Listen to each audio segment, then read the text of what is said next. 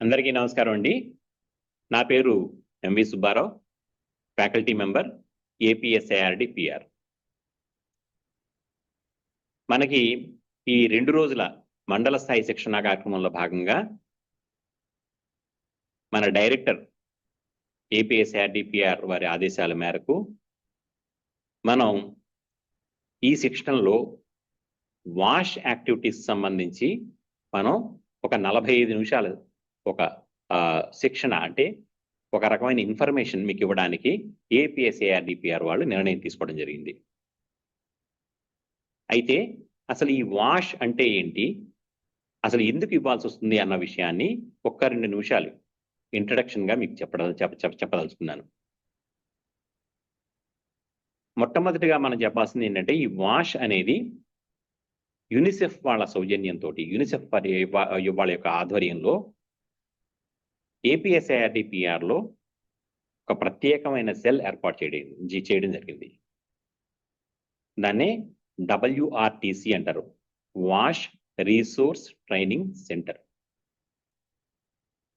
Wash అంటే ఏంటి? Water, sanitation and hygiene.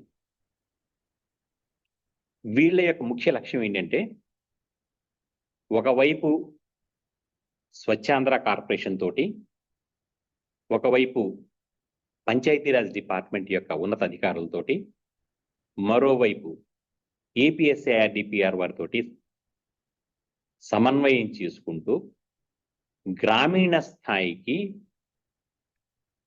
Water, sanitation మరియు హైజీన్కి సంబంధించి, అంటే పరిశుభ్రమైన నీరు, పరిశుభ్రమైన వాతావరణం మరియు హెల్త్కి సంబంధించి ట్రైనింగ్ సెంటర్ శిక్షణా కార్యక్రమాల్ని ఆయా గ్రామ పంచాయతీల వరకు చేరే విధంగా వీళ్ళు సహాయ సహకారాలు అందిస్తారు. దానిలో భాగంగానే మనం ఏపీఎస్ఐఆర్డిపిఆర్లో వాష్ సెల్ ఏర్పాటు చేయడం జరిగింది. అయితే ఈ వాష్ యొక్క లక్ష్యాలు మనం ప్రస్తుతం తీసుకుంటున్నటువంటి సుస్థిర అభివృద్ధి లక్ష్యాలు దాదాపుగా 2 ఒకటే. ఈ సస్టైనబుల్ డెవలప్మెంట్ గోల్స్ లో ఉన్న 9 థీమ్స్ లో 6 థీమ్స్ యొక్క లక్ష్యాలు వాష్ యొక్క ఆబ్జెక్టివ్స్ తోటి ముడిపడి ఉన్నాయి.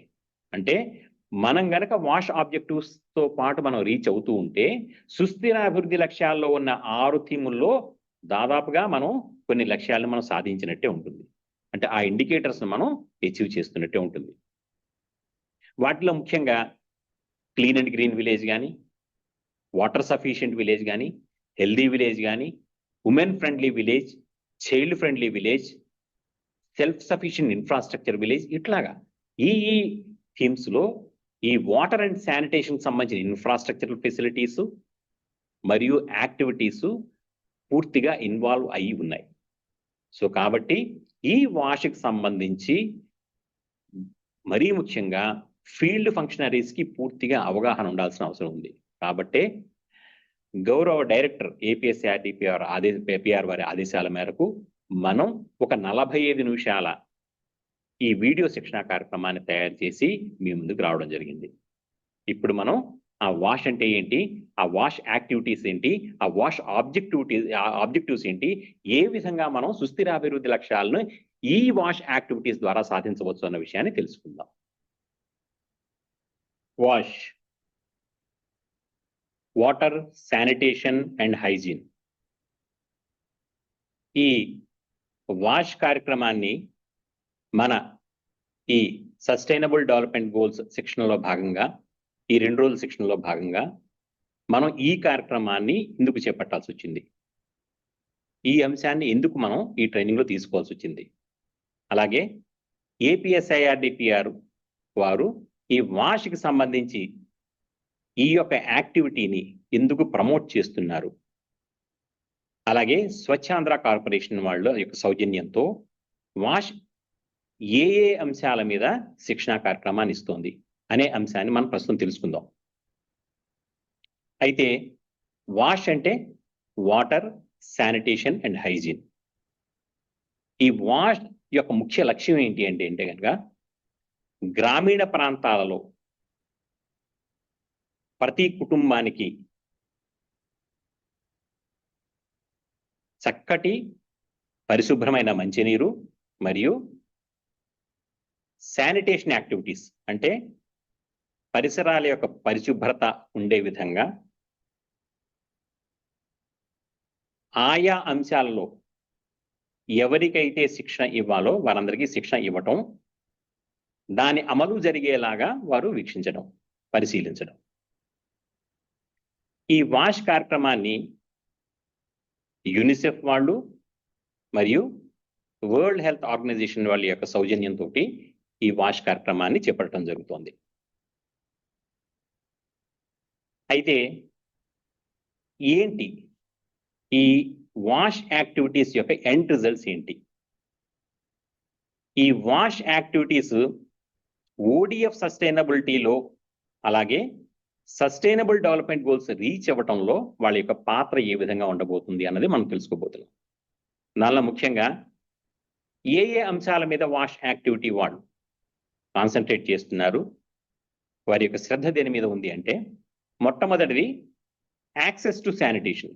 అంటే గ్రామీణ ప్రాంతంలో ఉండే ప్రతి కుటుంబానికి కూడా పారిశుద్ధ్యం అనేది అందరికీ అందుబాటులో ఉండే విధంగా, అంటే ప్రతి కుటుంబానికి ఉపయోగించుకునే విధంగా ఉండే టాయిలెట్ ఉండటం, అలాగే ఘన మరియు ద్రవ వ్యర్థాల నిర్వహణ ఆయా కుటుంబాలకి దానికి సంబంధించిన ఫలితాలు వారికి అందేలా చూడటం ఒకటి. రెండవ అంశం, ఆయా గ్రామాలు litter free, garbage free, visually clean విలేజ్లుగా ఉండటం. అంటే ఏంటంటే ఆ గ్రామంలో ఎక్కడా కూడా చెత్త లేకపోవటం, చూడచక్కని పరిశుభ్రమైన గ్రామాలుగా తీర్చిదిద్దేలాగా ఉండేలా చేయటం. మూడవ అంశం వేస్ట్ మేనేజ్మెంట్. అంటే ఈ చెత్తకి సంబంధించి సరైన నిర్వహణ కార్యక్రమం ఉండేలా, అంటే ఘన వ్యర్థ పదార్థాలు ఏ విధంగా నిర్వహించాలి, ద్రవ వ్యర్థ పదార్థాలు ఏ విధంగా నిర్వహించాలి అనే అంశాల మీద శిక్షణ కార్యక్రమాలు ఇస్తూ అవి ఏ విధంగా నిర్వహించబడుతున్నాయో చూడటం. నాలుగవది మెయింటెనెన్స్. ఈ ఘన మరియు ద్రవ వ్యర్థ పదార్థాలకి సంబంధించి స్వచ్ఛ భారత్ మిషన్ వారు ఏర్పాటు చేసినటువంటి అసెట్స్ ఏవైతే ఉంటాయో, అంటే కమ్యూనిటీ శానిటరీ కాంప్లెక్సెస్ కావచ్చు, సాలిడ్ వేస్ట్ ప్రాసెసింగ్ సెంటర్స్ కావచ్చు, వాటి యొక్క నిర్వహణ ఏ విధంగా ఉంది, ఏ విధంగా చక్కగా నిర్వహించాలి అనే వాటి మీద శిక్షణ మరియు వాటి యొక్క పరిశీలన చేయడం. ఐదవది హైజీన్. మరీ ముఖ్యంగా కోవిడ్ తర్వాత, కోవిడ్ ముందు కోవిడ్ తర్వాత అనే విధంగా ఉంది కాబట్టి ఏ విధంగా మనం వ్యక్తిగత పరిశుభ్రతకి ప్రాధాన్యత ఇవ్వాలి, అదేవిధంగా హ్యాండ్ వాషింగ్ అనేది గ్లోబల్ హ్యాండ్ వాషింగ్ డే అనేది ఒకటి నిర్వహిస్తూ ఆహారం తీసుకునే ముందు, అదేవిధంగా మల విసర్జన చేసిన తర్వాత చేతులు ఏ విధంగా శుభ్రంగా కడుక్కోవాలి అనే దాని మీద శిక్షణ ఇవ్వటం. అంతేకాకుండా అవేర్నెస్ క్రియేషన్, ప్రజలలో విస్తృతంగా ఈ శానిటేషన్ సంబంధించిన పరిశుభ్రతకు సంబంధించిన అంశాల మీద పూర్తి స్థాయి అవగాహన కలిగేలా చూడటం. ఈ అంశాలని వాష్ సెల్ ఏదైతే ఉందో, ఏపీఎస్ఏఆర్డిపిఆర్లో ఏర్పాటు చేసిన వాష్ సెల్ ఏదైతే ఉందో, వీటినన్నిటినీ నిశితంగా పరిశీలిస్తూ ఆయా అంశాలని చక్కటి ఫలితాలు వచ్చేలాగా చూడటం అనేది ఇక్కడ వాష్ సెల్ యొక్క ఏర్పాటు యొక్క ముఖ్య ఉద్దేశం. అయితే కీ ఆబ్జెక్టివ్స్ అయితే మన వాష్లో భాగంగా స్వచ్ఛ భారత్ మిషన్ గ్రామీణ్ 2 యొక్క ముఖ్య లక్షణమైనటువంటి ఓడిఎఫ్ ప్లస్ అనే ఒక కార్యక్రమం ఏదైతే ఉందో, ఓపెన్ డెఫికేషన్ ఫ్రీ విలేజ్ మనం ఏదైతే అంటున్నామో ఓడిఎఫ్ ప్లస్ కేటగిరీ ప్రస్తుతం నడుస్తోంది. దీనిలో భాగంగా మెయిన్ ఆబ్జెక్టివ్స్ ఏంటి, దీంట్లో ముఖ్య ఉద్దేశాలు ఏంటి అంటే సస్టైనబిలిటీ ఆఫ్ ఓడిఎఫ్ గెయిన్స్. మనం ఆల్రెడీ ఆంధ్రప్రదేశ్ రాష్ట్రంలో 13,326 గ్రామ పంచాయతీల్ని ఓడిఎఫ్ గ్రామ పంచాయతీలుగా డిక్లేర్ చేయడం జరిగింది. ఓడిఎఫ్ యొక్క ముఖ్య ఉద్దేశం ఏంటి? ఎక్కడా కూడా బహిరంగ మల విసర్జన జరగకుండా చూడటం అనేది ముఖ్య ఉద్దేశం. అయితే ఓడిఎఫ్ తర్వాత ఓడిఎఫ్ ప్లస్ కార్యక్రమం చేపట్టడం ద్వారా ఇంకా ఎవరైనా సరే టాయిలెట్ నిర్మాణం లేకుండా, అంటే వ్యక్తిగత మరుగుదొడ్లు లేకుండా, నిర్మాణం లేకుండా ఉన్నారా? వారు ఉంటే గనక ఈ SBMG2 కింద ఈ యాక్టివిటీస్ కింద వాళ్ళు కవర్ చేస్తూ వారందరికీ కూడా టాయిలెట్లు నిర్మాణం చేయటం, అంటే నో వన్ లెఫ్ట్ బిహైండ్, ఎవరిని కూడా వదలకుండా అందరికీ కూడా ఈ యొక్క ఫలితాలు అందేలా చూడటం. Next, to sustain the ODF status of the villages. అంటే ఆల్రెడీ మనం ODF డిక్లేర్ చేసుకున్నాం, ఎక్కడా కూడా బహిరంగ మల విసర్జన లేదు. కానీ ఇంకా ఎక్కడైనా అటువంటి కార్యక్రమాలు ఉన్నా లేదు, అప్పుడు నిర్మించుకున్నటువంటి టాయిలెట్స్ ఏవైతే ఉన్నాయో వాటి ఎక్కడైనా రిపేర్స్ ఉన్నా రెట్రోఫిట్ చేయటం ద్వారా ఈ ODF యొక్క లక్ష్యం ఏదైతే ఉందో దాన్ని కొనసాగించేలా చేయటం. నెక్స్ట్, గ్రామీణ ప్రాంతంలో పారిశుద్ధ్యం యొక్క పరిస్థితులను మరింత మెరుగుపరిచేలా చూస్తూ సాలిడ్ మరియు లిక్విడ్ వేస్ట్ ఘన మరియు ద్రవ వ్యర్థ పదార్థాలు ఏవైతే ఉన్నాయో వాటి వ్యర్థ పదార్థాల నిర్వహణని సక్రమంగా చేస్తూ ఆ గ్రామంలో పరిశుభ్రమైన వాతావరణం ఉండేలా నెలకొల్పేలా ఉండటం ఒక లక్ష్యంతోటూ. నెక్స్ట్, కన్వర్జెన్స్ మోడ్లో వివిధ డిపార్ట్మెంట్ల యొక్క కన్వర్జెన్స్ తోటి ఈ ODF సస్టైనబుల్ ఆబ్జెక్టివ్ ఏదైతుందో దాన్ని రీచ్ అయ్యేలాగా చూడటం, తద్వారా శానిటేషన్ సంబంధించి అన్ని రకాల ఫెసిలిటీస్ ని ఆ గ్రామీణ ప్రాంతాల్లో కలిగించేలా చూడటం. ఈ ఆబ్జెక్టివ్స్ తోటి మనం SBMG2 ODF ప్లస్ ఆబ్జెక్టివ్స్ తోటి మనం ముందుకు వెళ్తున్నాం. మనం ఏ గ్రామాన్ని ODF ప్లస్ గా అనుకుంటాం ఇప్పుడు మనం తెలుసుకుందాం. ODF ప్లస్ విలేజ్ అని ఎట్లా అంటున్నాం? ODF అంటే ఏమనుకున్నాం మనం? ఆ గ్రామంలో ఉండే ప్రతి హౌస్ హోల్డ్కి కూడా, ప్రతి కుటుంబానికి కూడా ఒక టాయిలెట్ ఉండాలి అనుకున్నాం. దాంతోపాటు ఆ గ్రామంలో ఎక్కడ బహిరంగ మల విసర్జన జరగకుండా ఉంటూ విజువల్ క్లీన్లీనెస్ ఉండేలాగా చేస్తూ సాలిడ్ మరియు లిక్విడ్ వేస్ట్ మేనేజ్మెంట్ కి సంబంధించిన యాక్టివిటీస్ కనుక ఆ గ్రామ పంచాయతీలో జరుగుతూ ఉంటే దాన్ని ODF ప్లస్ గ్రామ పంచాయతీగా పరిగణించడం జరుగుతుంది. అయితే మనం ODF ప్లస్ 2లో SBMG ఫేజ్ 2లో ఏ గ్రామాన్ని ODF ప్లస్ 2లో ఏ గ్రామాన్ని ఏ విధంగా మనం అచీవ్ చేయగలుగుతాం? దీంట్లో 3 రకాల స్టేజెస్ ఉన్నాయి. 1 aspiring, 2 rising, 3 model village. Aspiring అంటే ఏంటి?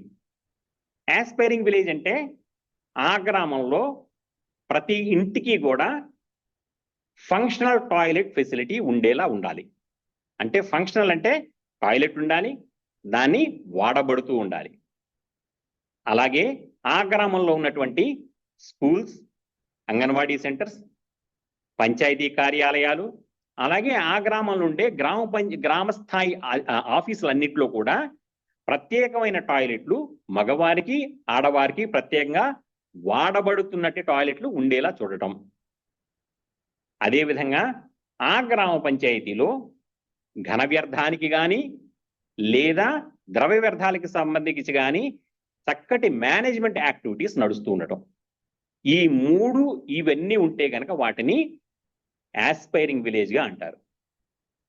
అదేవిధంగా రైజింగ్ విలేజ్ అంటే ఏంటి అంటే పైన చెప్పిన అంశాలతో పాటు ఆ గ్రామంలో సాలిడ్ వేస్ట్ మేనేజ్మెంట్ అంటే ఘన వ్యర్థాలకు సంబంధించి SWPC సెంటర్ ఉండటం, ఆ SWPC సెంటర్కి గ్రామ పంచాయతీలో ప్రతి ఇంటి నుండి చెత్తని సెగ్రిగేటెడ్ చెత్త, వేరు చేయబడ్డ చెత్తని అక్కడికి తరలించడం ద్వారా అక్కడ ప్రాసెస్ చేస్తూ అక్కడ చెత్తని శుద్ధి చేయటం, అలాగే ద్రవ వ్యర్థ నిర్వహణ కూడా అక్కడ జరుగుతుంటే ప్రత్యేకంగా సీసీ డ్రైన్స్ ఉండటం కానీ, సోప్ పిట్స్ ఉండటం కానీ, కమ్యూనిటీ శానిటరీ కాంప్లెక్సెస్ ఉండటం కానీ, ఇవన్నీ కూడా ఉంటూ ఉంటే దాన్ని రేజింగ్ విలేజ్ అంటారు. అంటే ఏంటంటే ఒకటి సాలిడ్ వేస్ట్ మేనేజ్మెంట్ ఉండాలి, రెండు లిక్విడ్ వేస్ట్ మేనేజ్మెంట్ కూడా ఉండాలి.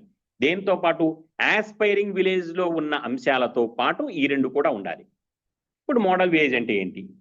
మోడల్ విలేజ్ అంటే ఈ పై రెండు చెప్తున్న అంశాలతో పాటు గ్రామంలో ఎక్కడా కూడా చెత్త, అతి తక్కువ చెత్త, మరీ చెత్త కనిపించకపోవడం కాదు కానీ అతి తక్కువ చెత్త కనిపిస్తూ, ప్లాస్టిక్ వ్యర్థాల నిర్వహణ పూర్తిగా జరుగుతూ, ఎక్కడా కూడా ప్లాస్టిక్ వ్యర్థాల గుట్టలు కనిపించకుండా ఉండటం, అలాగే గ్రామంలో ప్రధాన కూడలలో ఓడిఎఫ్ ప్లస్ కి సంబంధించి ఐఈసి అంటే ఇన్ఫర్మేషన్, ఎడ్యుకేషన్ అండ్ కమ్యూనికేషన్ సంబంధించిన మెసేజెస్ అక్కడ గ్రామీణ కూడల్లో పలు ప్రాంతాల్లో కనిపించేలా, ప్రజలకు కనిపించేలాగా పెయింటింగ్ చేయటం ఉంటే గనక దాన్ని మోడల్ విలేజ్ అంటారు. ఇప్పుడు మనం ఓడిఎఫ్ ప్లస్ లో ఏ కాంపోనెంట్స్ ఉంటాయి అన్నది మనం తెలుసుకుందాం. దీంట్లో మొట్టమొదటిది ఏంటంటే ఓడిఎఫ్ సస్టైనబిలిటీ. ఈ ఓడిఎఫ్ సస్టైనబిలిటీలో మనకి ముఖ్యంగా ఉండేది ఏంటి అంటే గనక ప్రతి ఇంటికి కూడా హౌస్ హోల్డ్ టాయిలెట్ ఉండటం అనేది ఓడిఎఫ్ సస్టైనబిలిటీలో మొట్టమొదటి అంశం. అంటే ప్రతి ఇంటికి కూడా టాయిలెట్ ఉండాలి, ఆ టాయిలెట్ వాడబడుతూ ఉండాలి. రెండవది ఆ గ్రామ పంచాయతీలో ఇన్స్టిట్యూషనల్ టాయిలెట్స్ ఉండాలి. అంటే ఆ గ్రామ పంచాయతీలో అంగన్వాడీ సెంటర్లకి, స్కూల్స్కి, గ్రామ పంచాయతీ భవనాలకి, మరీ ఇతర ప్రభుత్వ భవనాలకైనా సరే ఖచ్చితంగా టాయిలెట్స్ ఉండాలి. అది కూడా పురుషులకి, స్త్రీలకి ప్రత్యేకమైన సెపరేట్గా టాయిలెట్స్ ఉండాలి. వీటితో పాటు ఫ్లోటింగ్ పాపులేషన్ కనుక ఆ గ్రామ పంచాయతీలో ఎక్కువ ఉన్నా, లేదు కొన్ని కుటుంబాలకి టాయిలెట్ కట్టుకునే ఫెసిలిటీ లేకపోయినప్పుడు ఆ గ్రామంలో ఒక కమ్యూనిటీ శానిటరీ కాంప్లెక్స్ నిర్మాణం చేసి దాన్ని ఉపయోగించేలా చూసేలా బాధ్యత ఉంటే దాన్ని ఓడిఎఫ్ సస్టైనబిలిటీలో భాగంగా ఉండే ఒక కాంపోనెంట్గా నిర్ణయించబడుతుంది. దానిలో భాగంగానే సాలిడ్ వేస్ట్ మేనేజ్మెంట్ యాక్టివిటీస్ సంబంధించి మనం బయోడిగ్రేడబుల్ వేస్ట్ అని చెప్పేసి అంటాం. ఈ బయోడిగ్రేడబుల్ వేస్ట్ లో డ్రై వేస్ట్ ఉంటుంది, వెట్ వేస్ట్ ఉంటుంది. ఈ డ్రై వేస్ట్, వెట్ వేస్ట్ ని యొక్క కలెక్షన్ అంటే ప్రతి ఇంటి నుంచి డోర్ టు డోర్ కలెక్షన్ చేయటం, ఆ కలెక్షన్ చేసిన దాన్ని సెగ్రిగేట్ చేయటం, సెగ్రిగేట్ చేసిన దాన్ని ప్రాసెస్ చేయటం through composting pits. Wet waste ఉందనుకోండి, ఆ వెట్ వేస్ట్ ని కంపోస్టింగ్ పిట్స్ లో వేసి చక్కటి vermi compost, organic rich vermi compost తయారు చేయటం, తద్వారా దాన్ని ఆ గ్రామ పంచాయతీ ఒక ఆదాయ వనరుగా మార్చటం.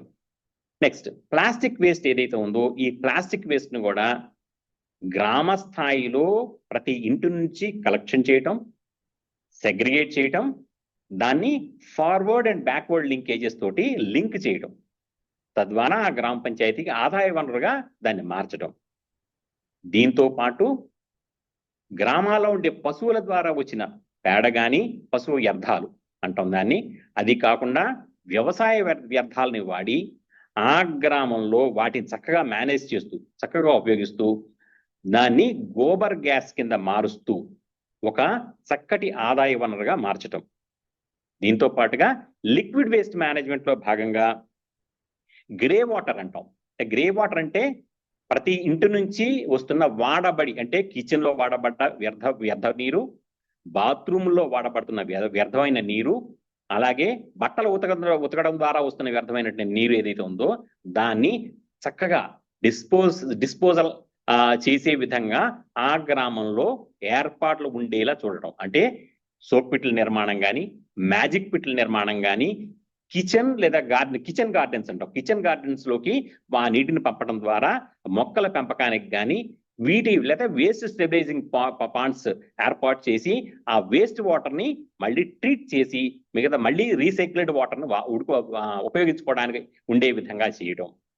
నెక్స్ట్ బ్లాక్ వాటర్ మేనేజ్మెంట్ అంటాం. బ్లాక్ వాటర్ మేనేజ్మెంట్ అంటే ఏంటంటే మనకి ఈ ఫీకల్ స్లడ్జ్ వాటర్ ఏదైతే ఉంటుందో దాన్ని చాలా సేఫ్ డిస్పోజల్ చేస్తూ దాన్ని కూడా ఈ ఫార్వర్డ్ అండ్ బ్యాక్వర్డ్ లింకేజెస్ ద్వారా దాన్ని కూడా సేఫ్ గా డిస్పోజ్ చేసే విధంగా చూడటం అనేవి మేజర్ కాంపోనెంట్స్ ODF ప్లస్ లో SBMG2 ఫేజ్ లో ODF ప్లస్ యాక్టివిటీస్ లో ఇవి మేజర్ కాంపోనెంట్స్. ఇప్పుడు ODF సస్టైనబిలిటీ అంటే ఏంటో మనం తెలుసుకుందాం. అసలు ODF అంటే సస్టైనబిలిటీ అంటే ఏంటి?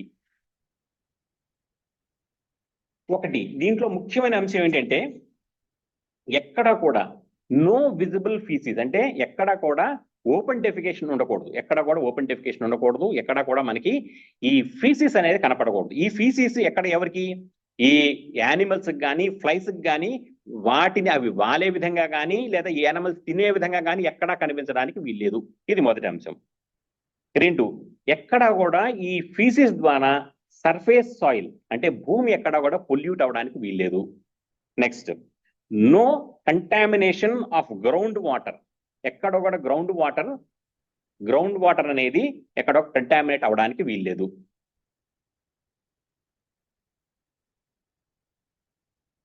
నెక్స్ట్, ఎక్కడ కూడా ఎటువంటి చెడు వాసన కూడా ఈ ఫీసిస్ ద్వారా, అంటే ఏంటంటే ఓపెన్ డెఫికేషన్ ద్వారా ఎక్కడ చెడు వాసన వచ్చే విధంగా ఉండడానికి వీళ్ళు. అంటే ఏంటంటే ఇవి 4 ఉండకుండా ఉండాలి అంటే గనక ఏం జరగాలి? ఎక్కడ కూడా ఓపెన్ డెఫికేషన్ అనే కాన్సెప్టే ఉండకూడదు, అటువంటి యాక్టివిటీస్ ఎక్కడ ఉండకూడదు ఆ గ్రామ పంచాయతీలో. అవి ఉండకుండా ఉండాలి అంటే ఏంటంటే ఫంక్షనల్ టాయిలెట్స్ ఖచ్చితంగా ఉండేలా చూడాలి అన్నది ఈ ODF సస్టైనబిలిటీ యొక్క ముఖ్య లక్ష్యం. ఇప్పుడు యాక్టివిటీస్, ఈ ODF సస్టైనబిలిటీలో ఉన్న మేజర్ యాక్టివిటీస్ మనం అనుకున్న ఏమి యాక్టివిటీస్ ఉంటాయి అంటే, ఒకటి రెగ్యులర్ యూసేజ్ ఆఫ్ టాయిలెట్స్ ని చాలా రెగ్యులర్ గా యూజ్ చేయాలి. అంటే కట్టుకోవడం అయితే కట్టుకుంటారు, గ్రామీణ ప్రాంతాల్లో కట్టుకుంటారు, కానీ వాటిని వివిధ రకాలుగా దాన్ని ఉపయోగిస్తుంటారు. అదే చెత్త పెట్టుకోవడానికో లేదంటే ఏమైనా సామాన్లు పెట్టుకోవడానికో ఉపయోగిస్తున్నారు. అట్లా కాకుండా ప్రజల్లో ఒక చక్కటి అవగాహన క్రియేట్ చేసి ఆ టాయిలెట్స్ ని ఖచ్చితంగా వాడుకునేలాగా చూడటం, ఆ టాయిలెట్లు వాడబడేటట్లు ఉండేలా చూడటం అనేది ఒకటి అంశం. రెండు, రెట్రోఫిట్టింగ్ ఆఫ్ టాయిలెట్స్, అంటే ఏంటంటే ఒకవేళ కనుక ఆ టాయిలెట్స్ పాడైపోయి ఉంటే కనుక వాటిని తిరిగి మరమ్మతు చేయించడం, ఒకవేళ సింగిల్ పిట్ ఉంటే కనుక దాన్ని డ్యూయల్ పిట్ కింద మార్చడం కానీ, సెప్టిక్ ట్యాంక్స్ నిర్మాణానికి కానీ నిర్మాణాలు చేపట్టే విధంగా కానీ చూడటం. మూడు, కన్స్ట్రక్షన్ ఆఫ్ IHHLs, ఒకవేళ కనుక ఎవరికైనా రిక్వైర్మెంట్ ఉంటే కనుక, ఇంకా ఎవరైనా నో వన్ లెఫ్ట్ బిహైండ్ మనం అంటున్నాం కదా, ఇంకా ఎవరికైనా అవసరం అయితే కనుక దీనిలో ODF సస్టైనబిలిటీలో వారికి కొత్తగా ఎవరికైనా IHHLs కావాలంటే వాళ్ళకి నిర్మాణాలు చేపట్టడం, దీంతో పాటుగా అవసరమైన ప్రదేశాల్లో కమ్యూనిటీ శానిటరీ కాంప్లెక్సెస్ ఉండేలా చూడటం. ఇప్పుడు సాలిడ్ వేస్ట్ మేనేజ్మెంట్ అంటే ఏంటో మనం చూస్తున్నాం. ఈ సాలిడ్ వేస్ట్ మేనేజ్మెంట్ అంటే మనం గ్రామీణ ప్రాంతాల్లో, చాలా గ్రామీణ ప్రాంతాలకు మనం వెళ్తూ ఉంటే కనుక గ్రామం సరిహద్దుల్లో కానీ గ్రామం ఎంట్రన్స్ లో కానీ మనం చూస్తే చాలా చోట్ల ఈ ప్లాస్టిక్ బాటిల్స్ కానీ లేదంటే పేపర్ కార్డ్బోర్డ్స్ కానీ లేదా చెత్తగా ఏదైతే ఉంటుందో ఇదంతా కూడా గుట్టలుగా పడిపోయి ఉంటుంది. ఇది ఏదైతే ఉందో దీన్ని సాలిడ్ వేస్ట్ గా అంటారు. ఏది? Paper cardboards, water bottles, glass bottles, ఒకవేళ కనుక లెదర్ చెప్పల్స్, లెదర్ బ్యాగ్స్, ఇవన్నీ కూడా మనకి సాలిడ్ వేస్ట్ కిందనే వస్తాయి. వీటిని సక్రమంగా మనం యూసేజ్ చేసుకోగలిగితేనే మనం ODF ప్లస్ యాక్టివిటీలో మనం ఒక గ్రామ పంచాయతీ ODF ప్లస్ యాక్టివిటీలో విజయం సాధించగలుగుతుంది. నెక్స్ట్, సో ఇప్పుడు ఇది చెయ్యాలి అంటే కనుక వాల్యూ చైన్. ఇప్పుడు సాలిడ్ వేస్ట్ మేనేజ్మెంట్ యాక్టివిటీలో వాల్యూ చైన్ ఎలా ఉంటుందో మనం చూద్దాం. ఒకటి ఏంటంటే ఎక్కడ ఇది జనరేట్ అవుతుంది? మనం హౌస్ హోల్డ్ లెవెల్లోనే ఈ సాలిడ్ వేస్ట్ జనరేట్ అవుతుంది. సాలిడ్ వేస్ట్ అంటే మనం ఆల్రెడీ చెప్పుకున్నాం, దీంట్లో డ్రై వేస్ట్ ఉంటుంది, వెట్ వేస్ట్ ఉంటుంది. వెట్ వేస్ట్ అంటే మనం ఏమనుకుంటున్నాం, ఈ గృహంలో మనం వాడబడుతున్న కూరగాయలు, మిగిలిపోయిన కూరగాయలు కానీ, మిగిలిపోయిన అన్నం కానీ, మిగిలిపోయిన ఆహార పదార్థాలు కానీ, గుడ్లు కానీ, ఇవేవైతే మాంసపు ముక్కలు కానీ ఇవేవైతే ఉన్నాయి ఇవన్నీ కూడా ద్రవ వ్యర్థాల కింద అంటున్నాం మనం కొంత. వెట్ వేస్ట్ అని చెప్పేసి అంటున్నాం. డ్రై వేస్ట్కి వచ్చేటప్పటికి ఏమవుతుందంటే కార్డ్బోర్డు, పేపరు, ప్లాస్టిక్, గ్లాసు, ఇవన్నీ కూడా డ్రై వేస్ట్ కింద వస్తున్నాయి. ఇది ఎక్కడ జనరేట్ అవుతుంది అంటే హౌస్ హోల్డ్ లెవెల్లో జనరేట్ అవుతుంది. ఈ జనరేషన్ దగ్గర నుంచి గ్రామ పంచాయతీ యొక్క బాధ్యత ఏంటంటే కనుక ప్రతి హౌస్ హోల్డ్కి కూడా 2 బుట్టలు ఇచ్చి segregation at the house hold మనం చేసే విధంగా వాళ్ళని ప్రోత్సహించాలి. డ్రై వేస్ట్ ని ఒక బుట్టలోను, వెట్ వేస్ట్ ఒక బుట్టలోనూ వేసే విధంగా వాళ్ళని ప్రోత్సహిస్తూ ఆ విధంగానే గ్రామ పంచాయతీ కలెక్ట్ చేయబట్టి గ్రామ పంచాయతీ ఈ పారిశుద్ధ్య సిబ్బంది ఎవరైతే ఉన్నారో వాళ్ళు కలెక్ట్ చేసుకునే విధంగా చూడాలి. నెక్స్ట్ అది తీసుకుని కలెక్ట్ చేయటం, కలెక్ట్ చేసిన దాన్ని ట్రాన్స్పోర్టేషన్ చేయడం. ఎక్కడికి? సాలిడ్ వేస్ట్ ప్రాసెసింగ్ సెంటర్స్ ఉంటాయి. ఈ ప్రాసెసింగ్ సెంటర్స్ కి కలెక్ట్ చేసిన ఈ ద్రవ వ్యర్థాలు, ఘన వ్యర్థాలు ఏవైతే ఉన్నాయో ఘన ద్రవ వ్యర్థాలని ట్రాన్స్పోర్ట్ చేసుకుంటూ, డ్రై అండ్ వెట్ వేస్ట్ ని ట్రాన్స్పోర్ట్ చేస్తూ ఉండాలి. చేసిన ఘన ఈ వ్యర్థాలు ఏవైతే ఉన్నాయో వాటిని SWPC సెంటర్లో ట్రీట్మెంట్ చేయాలి.